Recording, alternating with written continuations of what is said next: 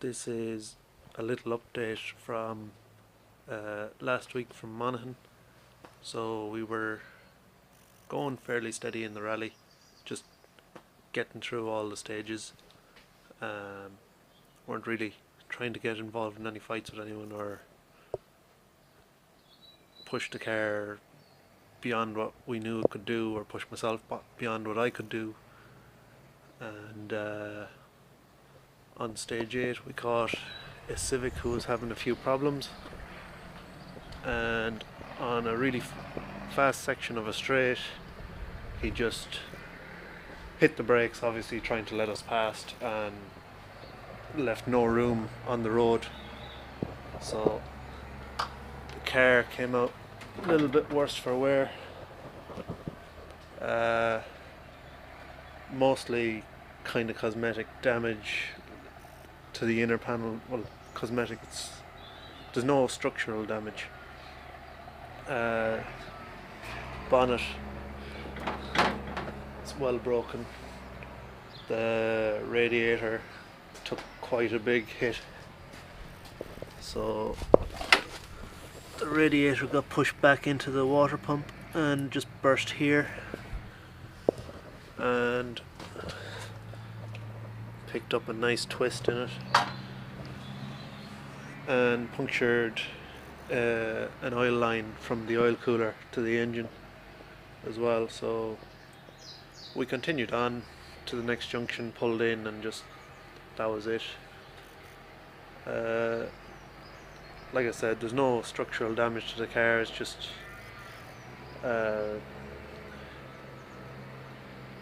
some of the interior panels are nicely bent on it.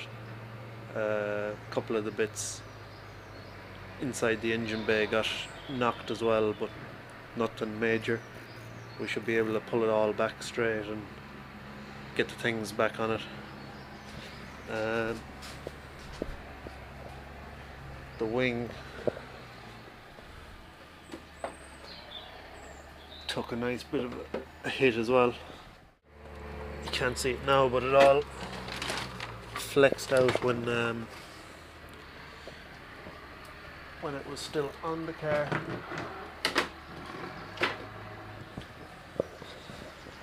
So yeah, it just all flexed out when it was still on the car, broke loose of the bolts. Thankfully didn't hit the chassis legs too bad or anything. There's no bends or kinks in them. Didn't break anything on the steering or suspension or any of the more expensive parts in the front of the car. Only the radiator, which is custom radiator. Everything else looks to be fairly okay. There was definitely a lot of positives to take from the day. So even though we were just kind of poodling through the stages, we never really pushed too hard. We were only starting to get into it on stage 7 and 8, and then we were going nicely on stage 8 when we had the accident, and obviously not going to know what time we could have done there, but we're a long way up on where we were the previous run, because there was a lot of cars off, so we were slowed down probably a lot more than what we should have. That was just me being cautious.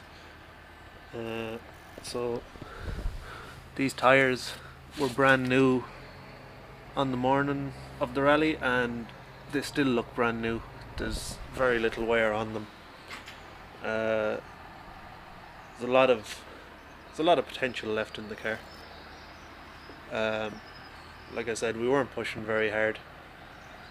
It was mainly just to get out, enjoy the day, get a feel for the car, get a feel for the brakes, see what sort of power we could put down. And I don't think, bar one half spin, which was my own fault for pulling the handbrake a little bit too hard,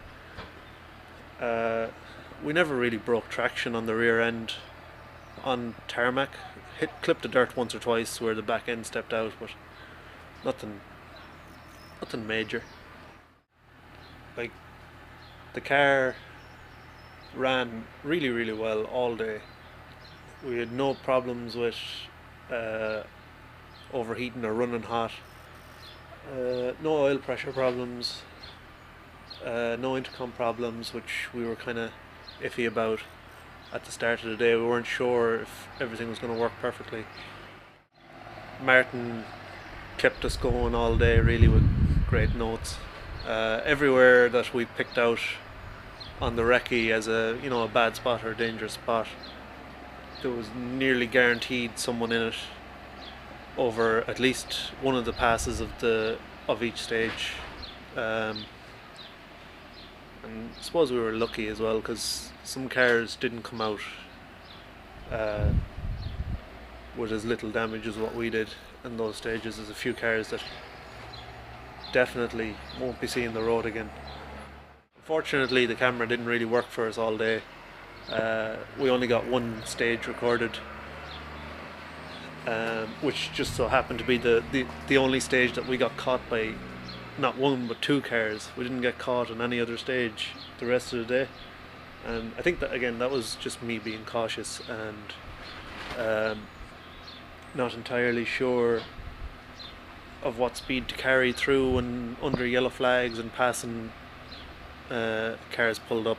It was just a lot of lack of seat time from me was the main issue for a lot of our problems in terms of times. But like I said, the car has some serious potential. I don't think we ever came into any corner fully on the brakes the whole day. Very rare. Only one time we hit the limiter on one of the straights. So it's good to know that, like, even with the car having quite a bit less power than some of the other cars in our class, we're still able to hit our top speed given the right circumstances.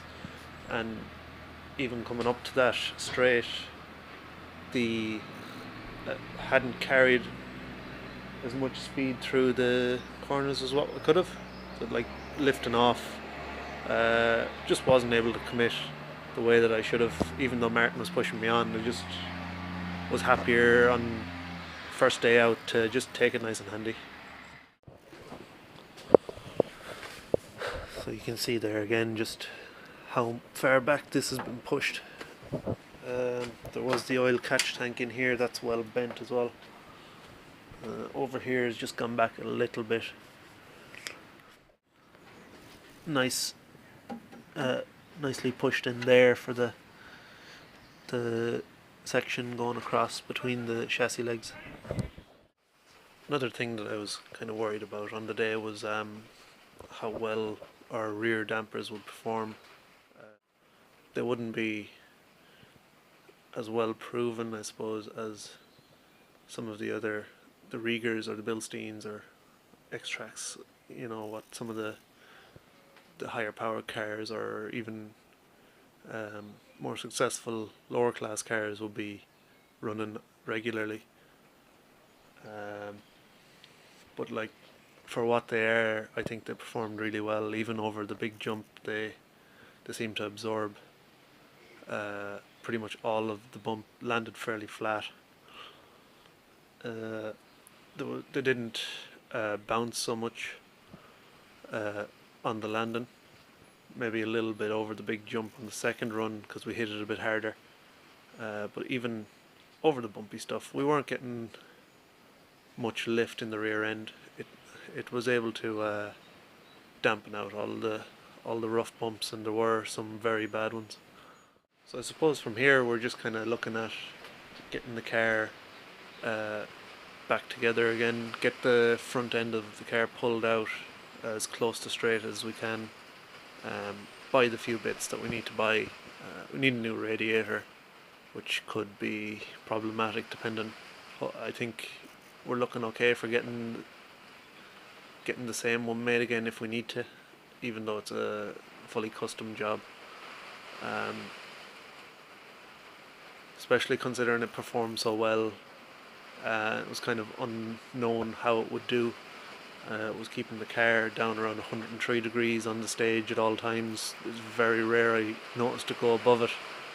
Maybe on some of the slower sections a little bit when it wasn't getting quite so much air. But